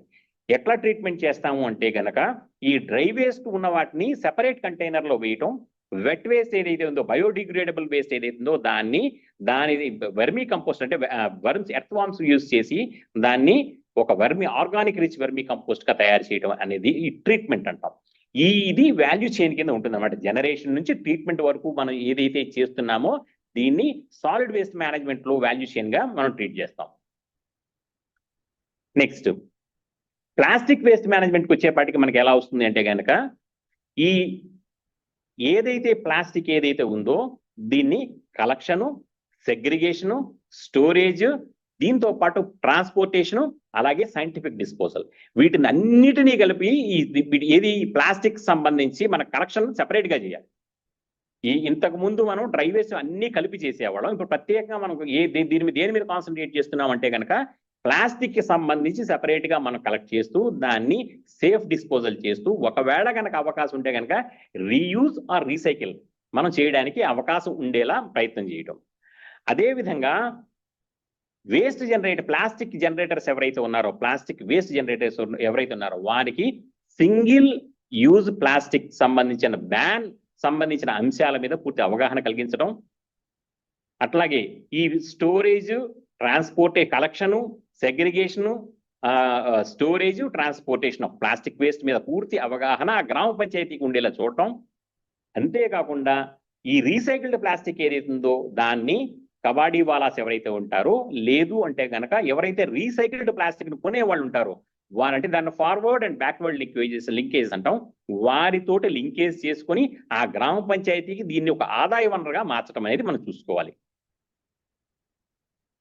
హెజార్డస్ ఇంపాక్ట్స్ ఆఫ్ ప్లాస్టిక్ అంటే ప్లాస్టిక్ వేస్ట్ వలన ఏ విధంగా మనకి ప్రమాదాలు ఉన్నాయి. Being a non biodegradable plastic keeps and accumulating in environment. ఒకటి ఇది ఏంటంటే ఈ ప్లాస్టిక్ అనేది భూమిలో తొందరగా కరగదు, మనం బయట పారేయటం వల్ల గుట్టలు కింద పేరిపోతుంది, చూడటానికి ఒక సరిగా అంటే సరైన ఎన్విరాన్మెంట్ మనకు కనపడదు, అన్క్లీన్ ఎన్విరాన్మెంట్ ఉంటుంది. అలాగే ఈ ప్లాస్టిక్ కవర్లు కానీ ఈ పాలిథిన్ కవర్లు కానీ తినటం ద్వారా ఈ యానిమల్స్ ఏవైతే ఉన్నాయో, ఈ ఆవులు కానీ గేదెలు కానీ లేదంటే కనుక ఈ గొర్రెలు మేకలు తినటం ద్వారా అవి చనిపోవడం జరుగుతుంది. దీంతో పాటు disposal of plastic by the method of incinerator or burning leads to air pollution. అంటే ఒకవేళ కనుక ఈ ప్లాస్టిక్ ను బర్న్ చేస్తే లేకపోతే ఇన్సినరేట్ చేస్తే కనుక తద్వారా వచ్చే పొగ ద్వారా ఎన్విరాన్మెంటల్ పొల్యూషన్ జరుగుతుంది. ఇవన్నీ కూడా సమస్యని అంటే ఈ ప్లాస్టిక్ వేస్ట్ ఈ సమస్యల్ని క్రియేట్ చేస్తుంది. దీనికి మనం చేయాల్సింది ఏంటంటే దీనికి మనం ఎలా కంట్రోల్ చేయగలుగుతాము? ఈ ప్లాస్టిక్ వేస్ట్ మనం కంట్రోల్ చేద్దాం అంటే ఒకటి రిఫ్యూజ్. అసలు మీరు ప్లాస్టిక్ ని అంటే ఫర్ ఎగ్జాంపుల్ మీరు ఒక కూరగాయల మార్కెట్కి వెళ్తున్నారు, కూరగాయలు కొనుక్కోవడానికి వెళ్తున్నప్పుడు బజార్కి వెళ్తున్నప్పుడు ఖచ్చితంగా మీ చేతి సంచిని తీసుకువెళ్ళండి. తద్వారా వారు ఒకవేళ ప్లాస్టిక్ క్యారీ బ్యాగ్ ఇచ్చినా సరే మీరు రిఫ్యూజ్ చేయొచ్చు, నాకు అక్కర్లేదు, నేను నా క్యారీ బ్యాగ్ నేను తెచ్చుకున్నాను. రెండవది రెడ్యూస్. అవకాశం ఉన్నంత మేర మనం ప్లాస్టిక్ ని యూజ్ చేయడం మానేసి దానికి ఆల్టర్నేటివ్ గా ఏమైనా ఉన్నాయా మనం చూసుకోవడం, దాన్ని వాడుకోవటం. Next reuse. ఒకవేళ మనకి అవకాశం ఉంటే ఇదే ఉన్నదాన్ని ఏమన్నా అవకాశం ఉంటే దాన్ని రీయూజ్ చేసుకోవటం. ఇది కూడా కాకపోతే కనుక రీసైకిల్ చేయడానికి రీసైక్లింగ్ ఫ్యాక్టరీస్ ఉంటాయి, ఆ రీసైకిల్ చేయడానికి వీటిని ఈ ప్లాస్టిక్ ని కబాడీ వాలాసకు కానీ లేదు ఫార్వర్డ్ లీకేజ్ కానీ మనం పంపించడం ద్వారా దాన్ని రీసైకిల్ చేసి తిరిగి యూజ్ చేసుకోవడానికి ఆస్కారం ఉంటుంది. Next so Gobardhan. ఇందాక మనం ఆల్రెడీ చెప్పుకున్నాం. గోబర్ధన్ అంటే ఏంటంటే గ్యాల్వనైజింగ్ organic bio agro resources Dhan. అంటే ఏంటంటే ఈ పశువుల నుంచి వచ్చే వ్యర్థాలు కానీ లేదు అగ్రికల్చరల్ వేస్ట్ నుంచి వచ్చే వ్యర్థాలు కానీ ఏవైతే ఉన్నాయో వాటిని సక్రమంగా ఉపయోగించడం ద్వారా గోబర్ గ్యాస్ ని తయారు చేయడం ద్వారా ఒక ఇంధన వనరుని మనం ఎన్విరాన్మెంట్ ఫ్రెండ్లీ ఇంధన వనరుని మనం తయారు చేసుకోవడం ద్వారా దీన్ని చక్కగా మనం మేనేజ్ చేసుకోవడం జరుగుతుంది. దీని వలన ఏంటి, వై దిస్ ఇస్ ఇంపార్టెంట్ అంటే కనుక ఈ క్లీన్లీనెస్ గ్రామీణ ప్రాంతాల్లో it ensures a clean environment and quality of soil. And at the same time అంటే ఏంటంటే ఒక గ్రామీణ ప్రాంతంలో చక్కటి పరిశుభ్రమైన చక్కని వాతావరణం ఏర్పడుతుంది. దీంతో పాటు ఫార్మర్స్ ఎవరైతే ఉన్నారో వాళ్ళకి దీని ద్వారా బెనిఫిట్ కలుగుతుంది. ఎందుకంటే ఈ గోబర్ధన్ యూజేజ్ ద్వారా మనం చేస్తున్న దాంట్లో ఎండ్ ప్రోడక్ట్ కింద మనకు కొంత కంపోస్ట్ మెటీరియల్ కూడా వస్తుంటుంది. అది మనకి ఫార్మర్స్ ఉపయోగపడుతుంది. అదేవిధంగా బయోగ్యాస్ ద్వారా కూడా వారికి ఆదాయ వనరు సమకూరుతుంటుంది. నెక్స్ట్, శానిటేషన్ వర్కర్స్ అంటే key activity in which the sanitation workers are to be engaged. ఈ గోబర్ధన్ యాక్టివిటీస్ లో ఖచ్చితంగా గ్రామ పంచాయతీలో పనిచేస్తున్న శానిటేషన్ ఎంప్లాయీస్ ఎవరైతే ఉన్నారో వారిని ఈ యాక్టివిటీస్ లో మనం ఖచ్చితంగా ఉపయోగిస్తే తీరాలి. ఇప్పుడు మనం చూడాల్సింది ఏంటంటే who are the stakeholders involved in animal waste management. గోబర్ధన్లో ఇన్వాల్వ్ అయినటువంటి ఈ కీ స్టేక్ హోల్డర్స్ ఎవరు అయ్యా అంటే మనం ఒకటి చూసుకోవాల్సింది అంటే గ్రామ panchayat is the major stakeholder. గ్రామ panchayat has to take the responsibility with respect to Gobardhan activity. ఖచ్చితంగా గ్రామ పంచాయతీలో అసలు ఎన్ని పశువులు ఉన్నాయి, ఎంత యానిమల్ వేస్ట్ వస్తుంది అనేది క్యాల్కులేట్ చేసుకోవటం, దాన్ని చక్కగా ఉపయోగించుకోవడం. ఎక్కడైనా పెంటపోగులు కానీ, మనం పెంటపోగులు అంటాం, ఆ పెంటపోగులు ఎక్కడైనా ఉంటే కనుక దాన్ని మన గోబర్ధన్ షెడ్కి తరలించుకోవడం ద్వారా దాన్ని సక్రమంగా యూటిలైజ్ చేసుకోవటం. దీంతో పాటు ఎస్హెచ్జి ఫెడరేషన్స్ ఉన్నాయి, సెల్ఫ్ హెల్ప్ గ్రూప్స్, వారికి పూర్తి అవగాహన కార్యక్రమం కలిగించడం, ఈ గోబర్ధన్ ఏ విధంగా ఉపయోగించుకోవచ్చు, తద్వారా ఆ సెల్ఫ్ హెల్ప్ గ్రూప్స్ కి ఏ విధంగా ఇది ఒక ఆదాయ వనరుగా మారుతుంది అని చెప్పడం ఒకటి. Next, bulk waste generators entrepreneurs, వీళ్ళు ఎవరైతే ఉన్నారో వీళ్ళు ఖచ్చితంగా బల్క్ వేస్ట్ జనరేటర్స్ ఉంటారు. వీళ్ళు ఖచ్చితంగా కొనుక్కునే వాళ్ళు ఉంటారు. ఈ కొనుక్కునే వాళ్ళని మనం ఐడెంటిఫై చేసి దీన్ని ఫార్వర్డ్ అండ్ బ్యాక్వర్డ్ లింక్వేజ్ అంటాం. మనం వీళ్ళని ఐడెంటిఫై చేసుకోవడం, వాళ్ళకి దాన్ని అందించడం కానీ, లేదు ఒక ఎంటర్ప్రెన్యూర్స్ ఎవరైతే ఉన్నారో వాళ్ళని మనం ప్రోత్సహించడం. ఇదే కాకుండా any eligibility enterprise which is involved in Gobardhan వాళ్ళని మనం ప్రోత్సహించడం. వీళ్ళందరూ కూడా కీ స్టేక్ హోల్డర్స్. వీళ్ళందరూ కూడా గ్రామ పంచాయతీలో గోబర్ధన్ అనే యాక్టివిటీ సక్సెస్ఫుల్ గా ఇంప్లిమెంట్ అవ్వాలంటే ఒకటి గ్రామ పంచాయతీ ఉండాలి, గ్రామ పంచాయతీ యొక్క కాంట్రిబ్యూషన్ ఉంటుంది, రెండు ఎస్హెచ్జి ఫెడరేషన్ కాంట్రిబ్యూషన్ ఉంటుంది, బల్క్ వేస్ట్ జనరేటర్స్ కానీ పర్చేజర్స్ కానీ వాళ్ళ ఎంటర్ప్రెన్యూర్స్ కానీ వాళ్ళ కాంట్రిబ్యూషన్ ఉంటుంది, అలాగే any enterprise which involves in Gobardhan activity వాళ్ళ కాంట్రిబ్యూషన్ ఉంటుంది. ఇప్పుడు మనం ఎక్కడ నుంచి గ్రామ పంచాయతీలో మనకి వేస్ట్ జనరేట్ అవుతుందని మనం చూసుకుందాం. ఒకటి ఏంటంటే హౌస్ హోల్డ్ లెవెల్లో ఎక్కువ మనకి మేజర్గా మనకి ఎక్కువ చెత్త ఎక్కడి నుంచి వస్తుందంటే గ్రామంలో ఇంటి దగ్గర నుంచే చెత్త బయటకు వస్తూ ఉంటుంది. తర్వాత వెజిటబుల్ మార్కెట్స్ ఉంటాయి, అంటే కూరగాయల మార్కెట్లు కానీ పూల మార్కెట్లు ఉంటే కనుక అక్కడి నుంచి మనకు వస్తుంది. అదే కాకుండా షాప్స్, గ్రాసరీ షాప్స్ అంటే పచారీ వస్తువులు కొనేవి, నెక్స్ట్ టీ స్టాల్స్ దగ్గర నుంచి కూడా మనకి చెత్త వస్తుంది. అలాగే మ్యారేజ్ అండ్ కమ్యూనిటీ హాల్స్, ఎక్కడైతే ఫంక్షన్స్ జరుగుతుంటాయి, కమ్యూనిటీ హాల్స్ ఫంక్షన్స్ ఉంటాయో అక్కడ నుంచి కూడా చెత్త వస్తూ ఉంటుంది. అలాగే విలేజ్ రెస్టారెంట్స్ అండ్ ఎంట్రీస్ అంటే కనుక విలేజ్ లో కనుక ఉండే రెస్టారెంట్, చిన్న హోటల్స్ కానీ వాటి దగ్గర నుంచి కూడా మనకి ఎక్కువగా ఈ చెత్త వస్తూ ఉంటుంది. అలాగే రిలీజియస్ ఇన్స్టిట్యూషన్స్, గుడులు అంటే దేవాలయాలు, మసీదులు, చర్చిల దగ్గర నుంచి కూడా కొంత చెత్త వస్తుంటుంది. స్కూల్స్ అండ్ ఆఫీసెస్, అది కాకుండా mutton, chicken and fish markets, ఈ ప్రాంతాల నుంచి మనకి చెత్త ఎక్కువగా వస్తూ ఉంటుంది. సరే, ఈ చెత్త ఏ విధంగా ఉంటుంది అంటే కనుక మనం ఇందాకే అనుకున్నాం డ్రై వేస్ట్, చెత్త, వెట్ వేస్ట్ అని. డ్రై వేస్ట్కి వచ్చేటప్పటికి చూస్తే కనుక పేపరు, మెటల్, క్లాత్, ప్లాస్టిక్ ఇవన్నీ వస్తాయి డ్రై వేస్ట్కి వచ్చేటికి. వెట్ వేస్ట్కి వచ్చేపాటికి మనకి ఏమొస్తుందంటే కనుక ఫుడ్ మెటీరియల్ అంటే వేస్ట్ ఫుడ్ మెటీరియల్, అలాగే ఆకులు, అలములు ఏవైతే ఉంటాయి కనుక చెట్ల నుంచి రాలిపడిపోయిన ఆకులు కానీ, నెక్స్ట్ ఏమో గార్డెన్ లో ఉన్న ఫ్లవర్స్ అంటే వాడిపోయిన ఫ్లవర్స్ కానీ, ఇవన్నీ కూడా వెట్ వేస్ట్ కిందకి వస్తాయి. అలాగే హెజార్డస్ వేస్ట్ అని చెప్పేసి అంటే మన కేటగరైజేషన్ మనం చూస్తే కనుక dry waste, wet waste, plastic waste, hazardous waste. ఈ హెజార్డస్ వేస్ట్ వచ్చేటప్పటికి మనకి గాజు పెంకులు, బల్బులు కానీ, ట్యూబ్ లైట్లు కానీ, రేజర్స్, వాడి పారేస్తున్నటువంటి రేజర్స్, బ్లేడ్స్ ఉంటాయి. అలాగే వాడి పారేస్తున్నట్టు ఓల్డ్ బ్యాటరీస్ ఏవైతే బ్యాటరీస్ ఉంటాయి, ఎందుకంటే ఇవి కెమికల్స్ సంబంధించిన ఇష్యూస్. అలాగే ఓల్డ్ పెయింట్స్, కెమికల్స్, అలాగే ఎక్స్పైరీ డేట్ అయిపోయిన మెడిసిన్స్, అలాగే ఏమంటే pads, sanitary pads, sanitary pads, injections and syringes, ఇవన్నీ కూడా మనకి ఏంటంటే సపోజ్ కాక్రోచెస్ సంబంధించిన ఇవి స్ప్రేస్ ఉంటాయి, ఇవన్నీ కూడా హెజార్డస్ వేస్ట్ కింద వస్తుంది. అంటే వాడి పారేస్తాము, అవి చాలా హెజార్డస్, దాంట్లో ఇంకా కొద్దిగా మిగిలిపోతుంది. అవి తినడం ద్వారా లేదు వాటిని ముట్టుకోవడం ద్వారా మనుషులకి ప్రమాదాలు, అలాగే యానిమల్స్ ఏవైతే జంతువులు కూడా ప్రమాదాలు సంభవిస్తాయి. అదే విధంగా వాటర్ బాడీస్ ఉంటే కనుక కంటామినేట్ అయిపోతాయి. సో ఇప్పుడు ట్రాన్స్పోర్టేషన్ ఆఫ్ కలెక్టెడ్ వేస్ట్ ఎలా చేయొచ్చు, గ్రామీణ ప్రాంతాల్లో ఏ విధంగా చేస్తారు, ప్రస్తుతం జరుగుతున్న పద్ధతి ఏంటంటే కనుక, ఒకటి మనకి ఒకవేళ 150 నుంచి 200 హౌస్ హోల్డ్స్ ఉంటే కనుక పుష్ కార్ట్స్ అంటే తోపుడు బళ్ళు అంటాం. ఈ తోపుడు బళ్ళ ద్వారా మనం ఈ చెత్తని SWPC సెంటర్కి మనం ట్రాన్స్పోర్ట్ చేయొచ్చు. ఒకవేళ కనుక 200 నుంచి 300 హౌస్ హోల్డ్స్ కనుక ఉంటే కనుక ఈ తోపుడు బండిని తోయడం కష్టం కాబట్టి ఒక ట్రైసైకిల్ ఉంటుంది. ఆ ట్రైసైకిల్ ద్వారా దాంట్లో కంపార్ట్మెంట్స్ ఉంటాయి. డ్రై వేస్ట్, వెట్ వేస్ట్ ని సెగ్రిగేట్ చేస్తూ కంపార్ట్మెంట్స్ ఉంటాయి. దాంట్లో ఆ కలెక్షన్ చేసుకుంటూ SWPC సెంటర్కి మనం తరలించవచ్చు. ఒకవేళ కనుక 400 to 500 హౌస్ హోల్డ్స్ ఉంటే కనుక బ్యాటరీ ఆపరేటెడ్ BOVs అంటాం, బ్యాటరీ ఆపరేటెడ్ వెహికల్స్ ఉంటాయి, దాని ద్వారా తరలించవచ్చు. ఈ వీటికంటే ఎక్కువ ఉంటే కనుక లైట్ కమర్షియల్ వెహికల్స్ అని చెప్పేసి చిన్న చిన్న టిప్పర్స్ ఉంటాయి. ఈ టిప్పర్స్ లో కూడా సెపరేట్ ఛాంబర్స్ ఉంటాయి, డ్రై వేస్ట్ కి, వెట్ వేస్ట్ కి. వీటి ద్వారా మనం ఈ చెత్తని గ్రామీణ ప్రాంతాల్లో ప్రతి ఇంటి నుండి చెత్తను కలెక్ట్ చేసి SWPC ప్రాసెసింగ్ సెంటర్స్ కి మనం తరలించవచ్చు.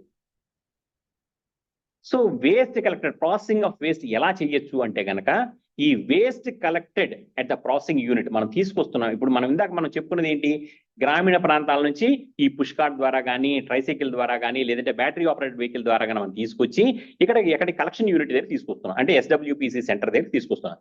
తీసుకొచ్చిన తర్వాత ఈ వెట్ వేస్ట్ ఏం చేస్తామంటే కంపోస్టింగ్ కోసం చేస్తాం. అంటే ఎర్త్ వామ్స్ ఉంటాయి, ఎర్త్ వామ్స్ ని వేసి కాస్త కౌడంగ్ ని వేసి దీన్ని కొన్నాళ్ళు పెడితే కనుక ఖచ్చితంగా అది vermi compost, organic rich vermi compost కింద మారుతుంది.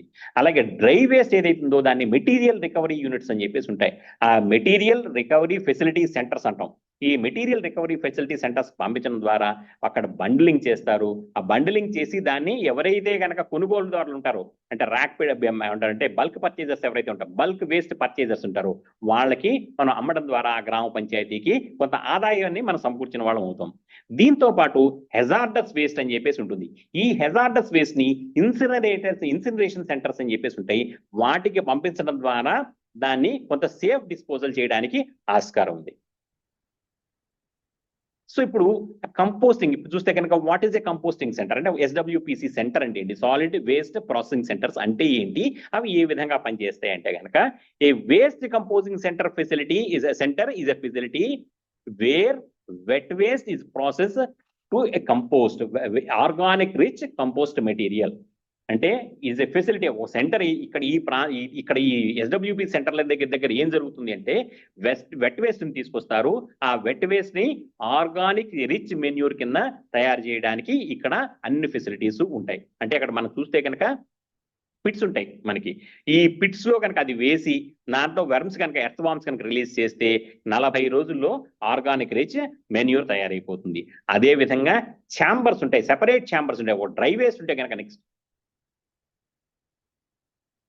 డ్రై వేస్ట్ ఉంటే కనుక, అయితే ఇక్కడ మనం చేసేటప్పుడు మనం ఎక్కడ SWPCలో చేసేటప్పుడు ఖచ్చితంగా ఈ శానిటేషన్ వర్కర్స్ కొన్ని జాగ్రత్తలు తీసుకోవాలి. అందుకే దీంట్లో ఈ వాష్ యాక్టివిటీలో one of the major important component is safety and dignity of sanitation employee.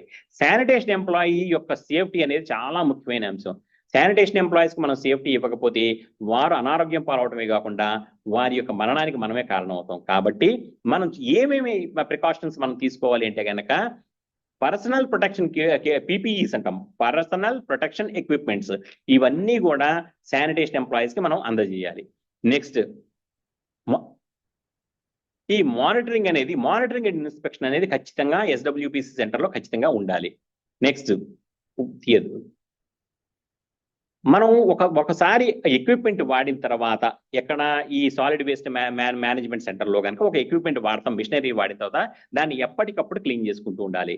Ensure hygienic sanitation facility మనకు అక్కడ ఉండేలాగా, అంటే కనుక ఒక మంచి టాయిలెట్ ఉండేలాగా, ఇక్కడ శానిటేషన్ ఎంప్లాయీస్ ఎవరైతే ఉన్నారో అది స్త్రీలు పురుషులు సెపరేట్ గా ఉంటూ వాళ్ళు వాడుకోవడానికి చక్కటి అన్ని వసతులు ఉన్నటువంటి వాటర్ ఫెసిలిటీ చక్కగా ఉండే ఒక శానిటేషన్ ఒక టాయిలెట్ ఉండేలా మనం చూడడం.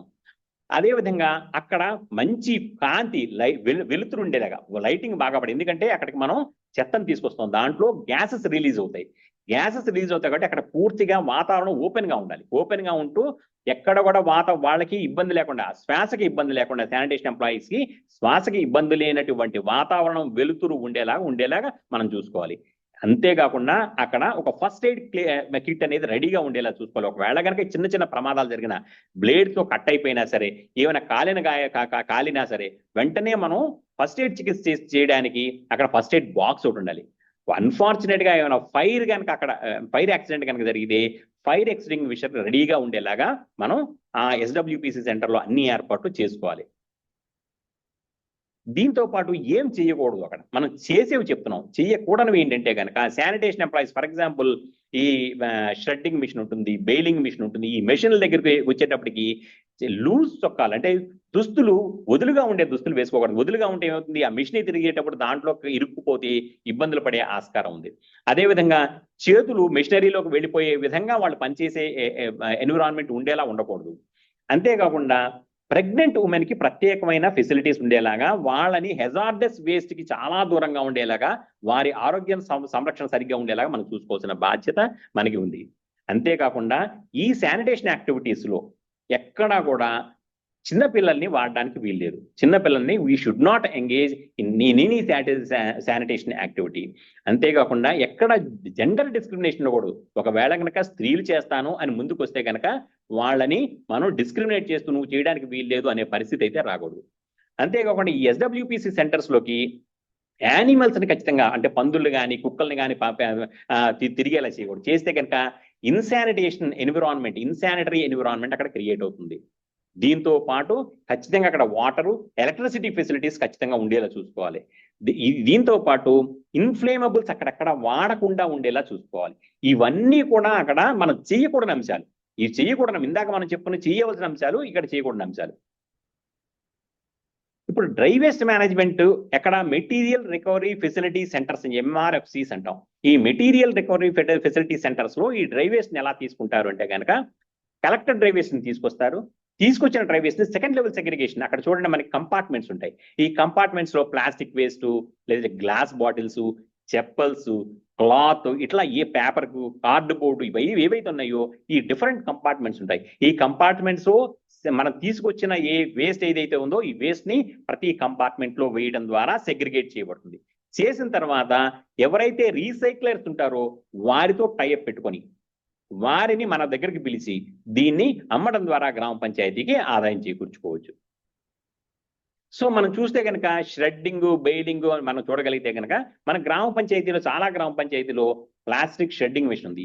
ఈ షెడ్డింగ్ మెషిన్ ఏం చేస్తుందంటే, ఈ ప్లాస్టిక్ బాటిల్స్ ఏవైతే ఉన్నాయో ఈ ప్లాస్టిక్ బాటిల్స్ దాంట్లో వేయటం ద్వారా చిన్న చిన్న ముక్కల కింద కన్వర్ట్ చేస్తుంది. ఈ చిన్న చిన్న ముక్కలు దేనికి ఉపయోగపడతాయంటే, ప్లాస్టిక్ రోడ్స్ ని వేయటంలో ఈ ప్లాస్టిక్ పిల్లెట్స్ ఏవైతే ఉన్నాయో దీన్ని న్యూ టెక్నాలజీ డెవలప్ అయింది. ఈ ప్లాస్టిక్ పిల్లెట్స్ ని కొత్తగా రోడ్స్ వేయటంలో ఉపయోగిస్తున్నారు. దాంతో పాటు బెయిలింగ్ అంటే ఈ ప్లాస్టిక్ తో పాటు ఈ కార్డ్బోర్డ్ కనుక వస్తే కనుక ఈ కార్డ్బోర్డ్ ని గట్టిగా ప్రెస్ చేసి బెయిల్ చేసి గట్టిగా ప్యాక్ చేస్తారు. ప్యాక్ చేయడం ద్వారా దీన్ని కొనుక్కునే మన ఫార్వర్డ్ లింకేజెస్ ఎవరైతే ఉన్నారో వీళ్ళందరూ కూడా కొనుక్కునే ఎంటర్ప్రెన్యూర్స్ ఉంటారు. కొంతమంది ఎంటర్ప్రెన్యూర్స్ ఉన్నారు, కొంతమంది ఖచ్చితంగా దీన్ని కొనుక్కునే వ్యాపారులు ఉన్నారు. వాళ్ళని పిలిచి వాళ్ళకి దీన్ని అమ్ముకోవడానికి ఆస్కారం ఉంటుంది. దీంతో పాటు ఒక వేయింగ్ మెషిన్ పెట్టుకొని ఆ వేయింగ్ ని దీని ఎంత వెయిట్ వచ్చిందో చూసుకొని దాన్ని రికార్డ్ చేసుకొని ఆ గ్రామ పంచాయతీ రికార్డ్స్ లో మనం నమోదు చేసుకోవాలి. మనకి రోజు ఎంత చెత్త వస్తుంది, వారంలో ఎంత చెత్త వచ్చింది, మనం ఎంత చెత్తను అమ్ముతున్నాం, ఇది పూర్తిగా రికార్డుల్ని ఈ గ్రామ పంచాయతీలో ఎస్డబ్ల్యూపీసీ సెంటర్స్ లో మెయింటైన్ చేసేలా చూసుకోవాలి. ఇప్పుడు ప్లాస్టిక్ వేస్ట్ వచ్చేటప్పటికి మనకి డిఫరెంట్ టైప్స్ ఆఫ్ ప్లాస్టిక్స్ ఉంటాయి. మనం చూస్తే కనుక పెట్ బాటిల్స్ ఉంటుంది, హెచ్డిపిఈ ఉంటుంది, పీవీసీ ఉంటుంది, ఎల్డిపిఈ ఉంటుంది, అలాగే పీపీ ఉంటుంది, పిఎస్ ఉంటాయి, ఎంఎల్పీలు ఉంటాయి. ఇట్లాగా డిఫరెంట్ టైప్స్ ఆఫ్ మనకు ప్లాస్టిక్స్ ఉంటాయి. ఈ ప్లాస్టిక్స్ ని మేనేజ్, ఈ ప్లాస్టిక్ ని మనం ఒక్కోసారి వాడదాం, కొన్ని రోజులు వాడతాం, ఒక్కోసారి కొంత ఎక్కువ కాలం వాడదాం, ఒక్కోసారి వాడిన వెంటనే డిస్పోజ్ చేసేస్తాం. డిస్పోజ్ చేయడం అనేది చాలా చేసేటప్పుడు చాలా జాగ్రత్తలు వహించాలి. దాన్ని మేనేజ్ చేయడం అనేది చాలా ఇంపార్టెంట్. సో ఇప్పుడు మనం చూసుకుంటే కనుక dry waste processing material facility centre లో మనం ఎట్లా ఉంటుందంటే, ఒకటి అన్లోడింగ్ ఆఫ్ డ్రై వేస్ట్, అంటే డ్రై వేస్ట్ ని మనం అన్లోడ్ చేసుకోవటం, దాన్ని సార్ట్ అవుట్ చేయటం, అంటే సెపరేట్ ఛాంబర్స్ లో దాన్ని వేయటం, అలాగే షెడ్డింగ్ ఆర్ బేలింగ్, అంటే ఒకవేళ కనుక మనం దాన్ని షెడ్డింగ్ చేయగలిగితే ముక్కల కింద చేయగలిగితే ముక్కలు చేస్తాం, లేదంటే బేలింగ్ చేసి బండిల్స్ చేసేస్తాం, బండిల్స్ చేయటం. అలాగే టెంపరరీ స్టోరేజ్, ఆ ఎస్డబ్ల్యూపిసి సెంటర్లోనే ఒక టెంపరరీ స్టోరేజ్ ఒక ఏర్పాటు చేసుకొని దాంట్లో పెట్టుకుంటాం. తర్వాత రీసైక్లర్స్ ఎవరైతే ఉంటారో ఈ మెటీరియల్ ని ఏదైతే మనం ఎవరైతే కొనుక్కునే వాళ్ళు రీసైకిల్డ్ మెటీరియల్ కొనుక్కునే ఉంటారో వాళ్ళని పిలిపించేసి దీన్ని అమ్మటం. అలాగే safe disposal of non recyclable items, కొన్ని ఉండిపోతాయి మన దగ్గర, వాళ్ళు ఎవరు కొనుక్కోరు, దాన్ని చాలా జాగ్రత్తగా డిస్పోజ్ చేయాల్సి వస్తుంది. ఒకవేళ కనుక ల్యాండ్ ఫిల్లింగ్ లో అవకాశం ఉంటే కనుక దాన్ని ల్యాండ్ ఫిల్ లో మనం చేసుకోవచ్చు. సో ఇక్కడ చూడండి, మనకి ఈ వేస్ట్ ని హ్యాండిల్ చేసేటప్పుడు శానిటేషన్ వర్కర్స్ తీసుకోవాల్సిన జాగ్రత్తలు మనం చూడగలిగితే కనుక చూడండి, ఆమె సెగ్రిగేట్ చేస్తాం, ఇందాక నుంచి సెగ్రిగేట్ అంటున్నాం. వాళ్ళు చేతులకి ఏమైనా గ్లౌస్ వేసుకున్నారా? వేసుకోలేదు. అంటే ఏంటంటే అట్లా సెగ్రిగేట్ చేస్తున్నప్పుడు ఏమవుతుందంటే అక్కడ కనుక రేజర్స్ కానీ, బ్లేడ్స్ కానీ, షార్ప్ ఐటమ్స్ కానీ, ఆబ్జెక్టివ్స్ కానీ ఉంటే కనుక వాళ్ళ చేతులు కట్ అయ్యి వూండ్స్ అయ్యి ఒకవేళ సెప్టిక్ అయ్యి గ్యాంగ్రీన్ వచ్చే అవకాశం ఉంది. తద్వారా వాళ్ళ చేతులు కానీ ఇలా వేళ్ళు కానీ కట్ చేయాల్సిన పరిస్థితులు వస్తాయి. అట్లాగే వాళ్ళు కూర్చున్న పని ప్రదేశం చూస్తే కనుక చాలా కాంపాక్ట్ గా ఉంది, వాళ్ళకి బ్రీతింగ్ ప్రాబ్లం వచ్చే ఆస్కారం. అందుకని మనం చేసేటప్పుడు అంటే PPE, personal protection equipment kits మనం ఖచ్చితంగా వాళ్ళకి ఇవ్వాలి, వాళ్ళ సెక్యూరిటీ మనం చూసుకోవాలి. ఇవన్నీ చూస్తూనే మనం సెగ్రిగేటెడ్ వేస్ట్ ని చక్కగా మేనేజ్ చేస్తూ ఉండాలి. సో చూడండి, ఇక్కడ ఈ రెండు ఫోటోలు కనబడుతున్నాయి. ఒకటి అమ్మాయి స్వీపింగ్ చేస్తోంది వితౌట్ వేరింగ్ పీపీఈ, యువతల ఒక ఆవిడ చేస్తోంది with wearing PPE. So which is safe అంటే కనుక మనం ఖచ్చితంగా పీపీఈ వేసుకొని చేయటమే సేఫ్. దట్టు అమ్మాయి మెయిన్ రోడ్ మీద చేస్తుంది. మెయిన్ రోడ్ మీద చేస్తూ ఒకవేళ కనుక చీకటి వేళలో చేస్తుంటే కనుక ఎదురుగా వచ్చే వాహనాలకి వీళ్ళు కనిపించకపోతే యాక్సిడెంట్లు అయ్యే అవకాశం ఉంది. అదే కనుక మీరు రేడియం జాకెట్స్ ఇస్తే కనుక ఏమవుతుందంటే అది మెరుస్తూ ఉంటుంది, అక్కడ ఒక ఆబ్జెక్ట్ ఉందని తెలుస్తుంది, యాక్సిడెంట్ అయ్యే అవకాశాలు చాలా తక్కువ ఉంటాయి. ఇవి different types of PPE kits, మగవాళ్ళకి ఆడవాళ్ళకి ప్రత్యేకంగా పీపీఈ కిట్స్ ఉంటాయి. దీంట్లో మాస్క్ ఉంటుంది, గ్లౌస్ ఉంటాయి, అలాగే మనకి వేస్ట్ ఉంటుంది, ఫ్లోరసెంట్ వేస్ట్ అంటాం దాన్ని, అలాగే గమ్ బూట్స్ అంటాం, షూస్ అంటాం, ఇవి ఉంటాయి. ఒకవేళ కనుక డ్రైన్స్ లో దిగాలంటే గమ్ బూట్స్ ఉంటాయి. ఖచ్చితంగా డ్రైన్స్ క్లీన్ చేస్తున్న వాళ్ళు కానీ, రోడ్స్ క్లీన్ చేస్తున్న వాళ్ళు కానీ, కలెక్షన్ ఏజెంట్స్ కానీ వీళ్ళు ఖచ్చితంగా ఇవన్నీ ధరించే వీళ్ళు శానిటేషన్ యాక్టివిటీలలోకి ముందుకు వెళ్లేలాగా గ్రామ పంచాయతీ ఏర్పాట్లు చేయాలి. సో దీంతో పాటు అక్కడ ఎస్డబ్ల్యూపిసి సెంటర్లో మనం చూడాల్సిన ఏర్పాట్లు ఏంటంటే కనుక అక్కడ బ్యాండేడ్స్ ఉందా, బ్యాండేజ్ కనుక ఫస్ట్ ఎయిడ్ కిట్ అని మనం అంటున్నాం కదా, ఈ ఫస్ట్ ఎయిడ్ కిట్ లో ఖచ్చితంగా ఉండేలా చూసుకోవాలి. ఈ ఫస్ట్ ఎయిడ్ కిట్ లో బ్యాండేజ్ ఉండాలి, బ్యాండేజెస్ ఉండాలి, యాంటీసెప్టిక్ లిక్విడ్ ఉండాలి, అలాగే కాటన్ ఉండాలి. ఇవి ఉండి మనకి అక్కడ ఆ గోడ మీద ఖచ్చితంగా ఎమర్జెన్సీ ఫోన్ నెంబర్స్ అన్ని కూడా రాసి ఉండాలి. అంటే fire brigade number, police, ambulance, వీటి యొక్క నెంబర్లన్నీ కూడా దాన్ని డిస్ప్లే చేయడం ద్వారా ఒకవేళ ఏమైనా ఎమర్జెన్సీ సిచ్యువేషన్ ఉంటే కనుక మనం దీన్ని వాళ్ళకి ఫోన్ చేసి మనం ఇమీడియట్ గా మనం రప్పించవచ్చు. మనం ఇప్పటివరకు చెప్తున్నట్టు మనం మొదట్లో మనం ఒక మాట అనుకున్నాం ఏంటంటే, ఒక గ్రామ పంచాయతీ గనక ఓడిఎఫ్ ప్లస్ లో భాగంగా మోడల్ విలేజ్ గా అది డిక్లేర్ కాబడాలి అంటే ఒక పక్కన సాలిడ్ వేస్ట్ మేనేజ్మెంట్ యాక్టివిటీ జరుగుతుండాలి, లిక్విడ్ వేస్ట్ మేనేజ్మెంట్ కూడా జరుగుతుండాలి, అలాగే విజువల్ క్లీన్లీనెస్ ఉండాలి. మనం already solid waste management activities కన్నా సంబంధించి ఏ విధంగా ఉంటాయి, సాలిడ్ వేస్ట్ మేనేజ్మెంట్ రకాలు ఏంటి, ఏ విధంగా డిస్పోజ్ చేయాలని మనం తెలుసుకున్నాం. ఇప్పుడు లిక్విడ్ వేస్ట్ మేనేజ్మెంట్కి సంబంధించి మనం అసలు లిక్విడ్ వేస్ట్ ఎక్కడి నుంచి వస్తుంది, దాన్ని ఎట్లాగా సేఫ్ డిస్పోజల్ ఎలా చేయాలో మనం తెలుసుకుందాం. అసలు లిక్విడ్ వేస్ట్ అంటే ఏంటి, ఎక్కడి నుంచి వస్తుంది? మనం చూస్తే కనుక లిక్విడ్ వేస్ట్కి సంబంధించి మెజారిటీగా కనుక మనం చూస్తే మనకి గ్రే వాటర్ అని చెప్పేసి, అలాగే ఫీకల్ స్లడ్జ్ నుంచి బ్లాక్ వాటర్ అని చెప్పేసి మనకి రెండు రకాలు ఉంటాయి. ఈ గ్రే వాటర్ అనేది ఎక్కడి నుంచి వస్తుంది అంటే కనుక గ్రే వాటర్ అనేది ఈ ఇంట్లోంచి, అంటే ప్రతి హౌస్ హోల్డ్ నుంచి కూడా బట్టలు ఉతకడం ద్వారా వచ్చిన నీరు, పాత్రలు కడగడం ద్వారా వచ్చిన నీరు, స్నానం చేయడం ద్వారా వచ్చిన నీరు ఏదైతే ఉందో దాన్ని గ్రే వాటర్ గా మనం నిర్ణయించడం జరుగుతుంది. అంటే వేరియస్ హ్యూమన్ యాక్టివిటీస్ ద్వారా, లేదు బిజినెస్ ఆర్ ఇండస్ట్రీస్ ద్వారా మనం ఏదైతే వేస్ట్ వాటర్ బయటకు వస్తుంటుందో దాన్ని లిక్విడ్ వేస్ట్ గా మనం పరిగణించడం జరుగుతుంటుంది.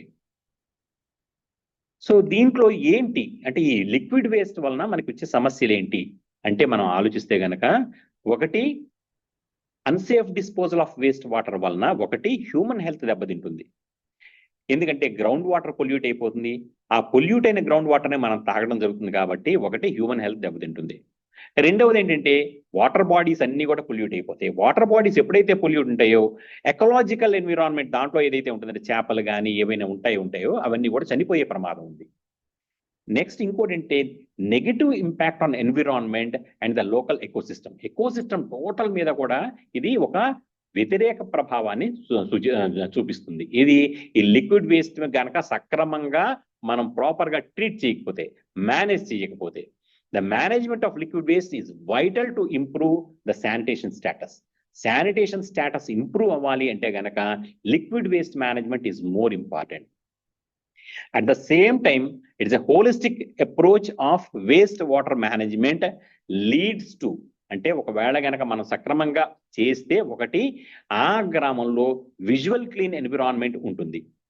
అలాగే దీంతో పాటు ఫ్రెష్ వాటర్ మీద కొంత ప్రెషర్ తగ్గుతుంది.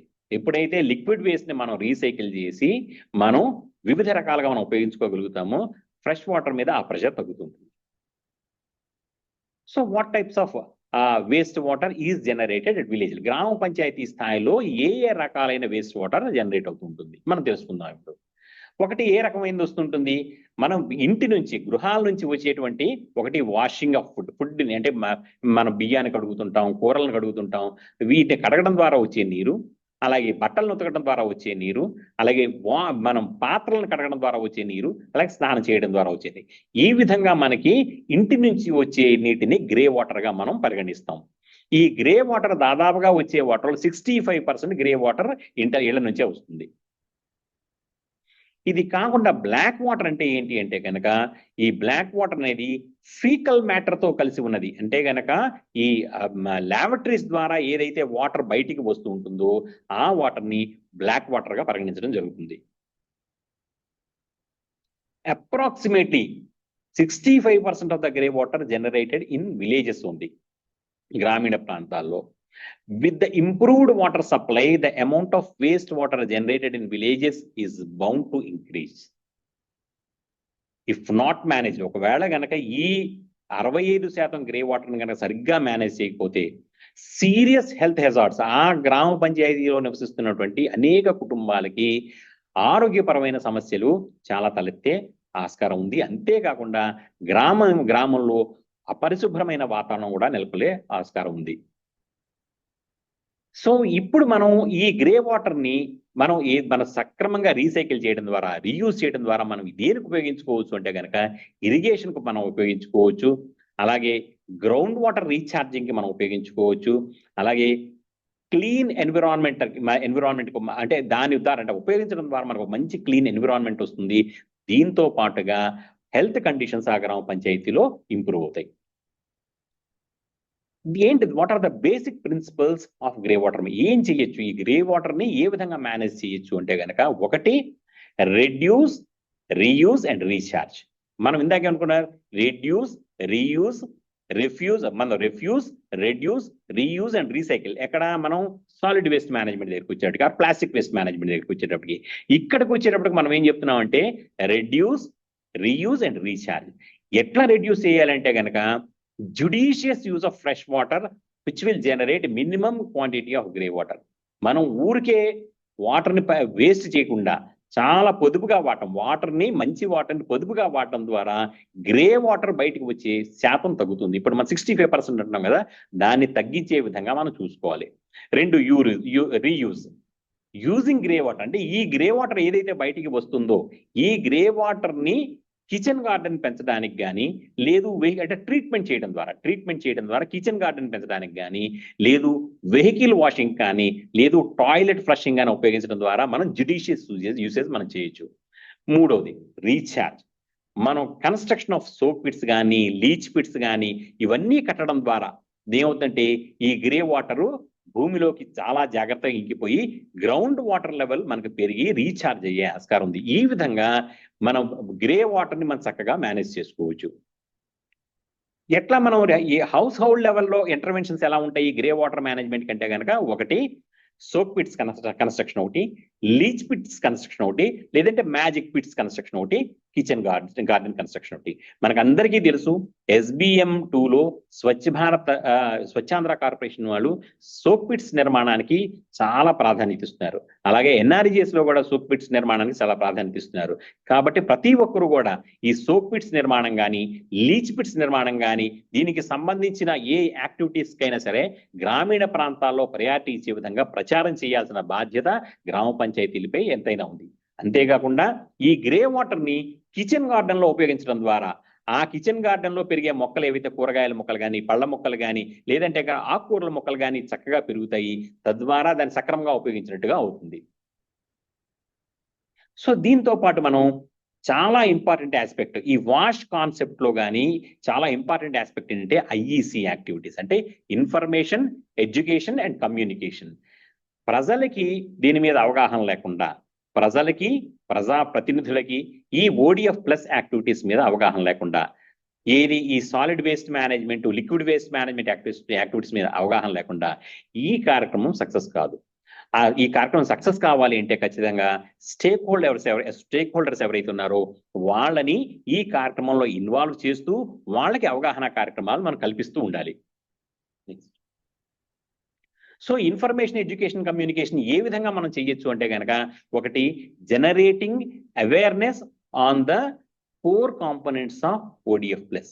అసలు ODF ప్లస్ అంటే ఏంటి, ODF ప్లస్ యొక్క కోర్ కాంపోనెంట్స్ ఏంటి అన్నది ప్రజలకి మనం పూర్తిగా తెలియజేయాలి. ప్రజలకి ఒక్కరికే కాదు, ప్రజలకి, ప్రజాప్రతినిధులకి, విద్యార్థులకు కూడా మనం తెలియజేయాల్సిన ఆవశ్యకత ఎంతైతే ఉంది. At the same time community participation is more important for the success of ODF plus initiatives. ODF plus initiatives success కావాలి అంటే కనుక కమ్యూనిటీని పార్టిసిపేట్ చేయాలి. అంటే ఈ కమ్యూనిటీలో డిఫరెంట్ టైప్స్ ఆఫ్ గ్రూప్స్ ఉంటాయి, వాటిని మనం పార్టిసిపేట్ అయ్యేలా వాళ్ళని ప్రోత్సహించాలి. Empowering the individuals and families to make decisions based on the correct information and improved understanding. అంటే మనం ఏదో చెప్పేస్తుంటాం, మీరు dry waste to wet waste segregate చేసి ఇవ్వండి అని చెప్తూ ఉంటాం. కాదు, చేసి ఇవ్వడం ద్వారా వాళ్ళకి ఏ విధంగా ఇది లబ్ధి పొందుతుంది, ఏ విధంగా గ్రామానికి లబ్ధి చేకూరుతుంది, ఏ విధంగా ప్రజల ఆరోగ్యం మెరుగుపడుతుంది, ఏ విధంగా గ్రామ పంచాయతీకి ఒక ప్రత్యేకమైన ఆదాయ వనరు చేకూరుతుంది అన్న విషయాన్ని ప్రజలకి చాలా జాగ్రత్తగా విశదీకరించడం ద్వారా మనం ఖచ్చితంగా ఈ ODF ప్లస్ ఇనిషియేటివ్స్ ఏవైతే ఉన్నాయో వాటిలో మనం సక్సెస్ సాధించవచ్చు. అలాగే build communication capabilities of the stake holders to provide correct and consistent information. ఖచ్చితంగా మనం ఈ కమ్యూనికేషన్ అనేది ఎండ్ యూజర్ ఎవరైతే ఉన్నారో వాళ్ళకి పర్ఫెక్ట్ గా చేరే విధంగా మనం చూస్తూ ఉండాలి. Next, mobilise families and communities to take collective ownership over solid liquid waste management assets.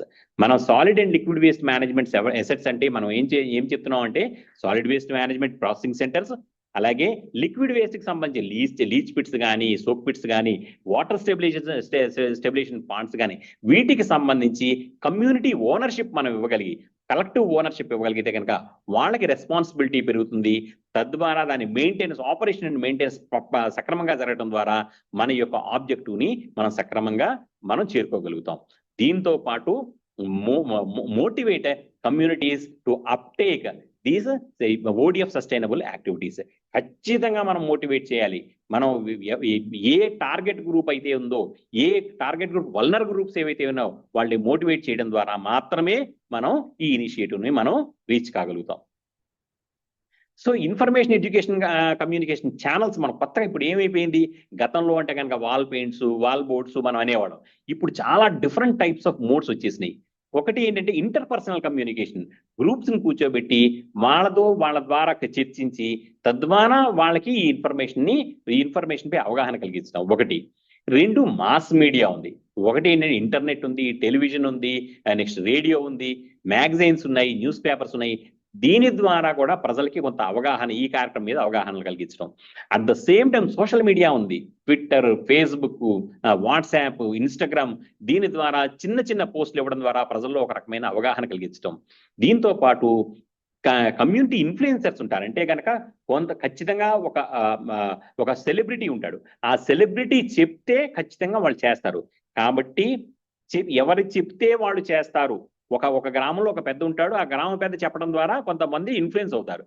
ఆ వ్యక్తి ద్వారా మనం చెప్పించడం ద్వారా కొంత ప్రజల్లో కొంత అవగాహన కలిగించవచ్చు. దీంతో పాటు లోకల్ ఛాంపియన్స్ ఎవరైతే ఉంటారో, అంటే ఈ ఈ యాక్టివిటీలో ఎవరైతే డైరెక్ట్ గా పాల్గొంటున్నారో వాళ్ళని ఇన్వాల్వ్ చేయడం ద్వారా, వారి ద్వారా చెప్పించడం ద్వారా కూడా మనం దీంట్లో సక్సెస్ సాధించవచ్చు. ఈ విధంగా కూడా మనం information communication and education and communication అనే యాక్టివిటీస్ ని మనం చేయించడం ద్వారా మనం అనుకున్న ఆబ్జెక్టివ్ ఏదైతే ఉందో దాన్ని రీచ్ అవ్వడానికి ఆస్కారం ఉంది. దీంతో పాటు క్రియేటివ్ కొలాబరేషన్స్ అంటాం. ఫర్ ఎగ్జాంపుల్, మీరు కడుతున్నప్పుడు ఒక టాయిలెట్ కడుతున్నారు. ఆ టాయిలెట్ కట్టడాన్ని ఒక అందమైన డిజైన్ తో కడితే కనుక ప్రజలకి చూడడానికి అందంగా కనిపిస్తూ ఉంటుంది. వాళ్ళు కూడా కట్టుకోవడానికి ఇది మోడల్ గా ఉంది కదా, ఇలా కట్టుకుంటే బాగుంటుందేమో అన్న ఆలోచనతో ఉంటారు. అంటే ఇటువంటి యాక్టివిటీస్ చేపట్టడం ద్వారా ప్రజల్లో ఒక రకమైన అవేర్నెస్ క్రియేట్ చేయొచ్చు, ప్రజల్లో ఒక చైతన్యాన్ని క్రియేట్ చేయొచ్చు. వాళ్ళ వచ్చిన చైతన్యాన్ని మనం ఉపయోగించుకుంటూ మనం అనుకుంటున్న లక్ష్యాన్ని, ODF ప్లస్ లక్ష్యాన్ని మనం సాధించడానికి ఆస్కారం ఉంది. సో ఈ విధంగా మనం ఏం చేయాలంటే కనుక, 1 solid waste management, 2 liquid waste management, 3 plastic waste management, 4 grey water management, 5 black water management, faecal sludge management అంటున్నాం. ఈ మేనేజ్మెంట్ కి సంబంధించిన వేస్ట్ కి సంబంధించిన డిఫరెంట్ వేస్ట్ మేనేజ్మెంట్ యాక్టివిటీస్ సక్రమంగా మనం నిర్వర్తించడం ద్వారా, ప్రజల్లో అటువంటి చైతన్యం కలిగించడం ద్వారా, ప్రజల భాగస్వామ్యంతో, ప్రజాప్రతినిధుల యొక్క భాగస్వామ్యంతో కనుక మనం వ్యవహరించగలిగితే కనుక, ఆ విధమైన యాక్టివిటీస్ మనం చేపట్టగలిగితే, అటువంటి ఇన్ఫ్రాస్ట్రక్చర్ కనుక ఆ గ్రామ పంచాయతీలో ఏర్పాటు చేయగలిగితే కనుక మనం ఖచ్చితంగా మనం అనుకున్న ఈ ODF ప్లస్ సస్టైనబిలిటీ, అంటే మోడల్ విలేజ్ అనే ఒక టార్గెట్ ఏదైతే ఉందో, మోడల్ విలేజ్ అనే ఒక సర్టిఫికేషన్ ఏదైతే ఉందో దాన్ని ప్రతి గ్రామ పంచాయతీ సాధించవచ్చు. ఇలా సాధించాలంటే ప్రతి వ్యక్తి కూడా ఇండివిజువల్ గా కూడా కమిటెడ్ గా ఉండాలి. నేను నా గ్రామ పంచాయతీని పరిశుభ్రంగా ఉంచడానికి చిత్తశుద్ధితో పనిచేస్తాను.